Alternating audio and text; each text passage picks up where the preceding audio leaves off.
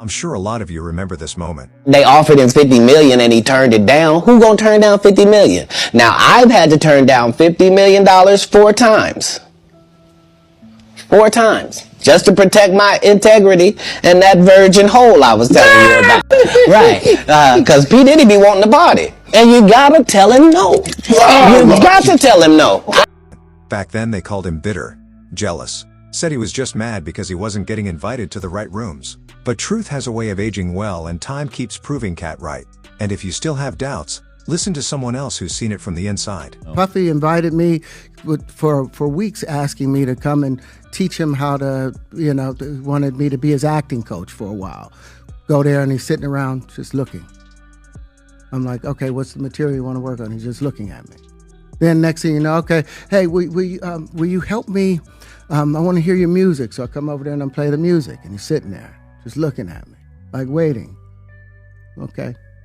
So then my assistant was like, he wants to hang out with you next week. And I was like, for what? He's like, I think he's trying to fuck you.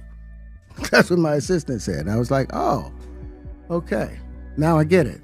So now no more communication. Now you know to be hands off with somebody. A number of producers come in to make the approach, and you threaten to punch them in the mouth, or threaten to knock their head off for talking to you or looking at you like you're a woman. When you approach a real man about his masculinity, you're going to get a real reaction back.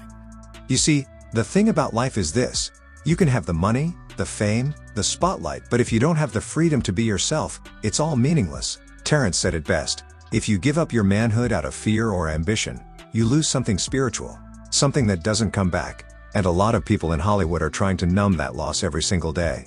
It's sad when someone as big as Kevin Hart openly admires Dave Chappelle not for his success, but for his freedom. That alone tells you what most of these people are actually chasing.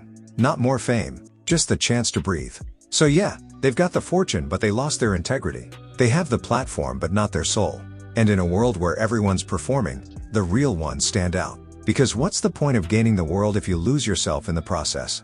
Don't ever trade your truth for approval.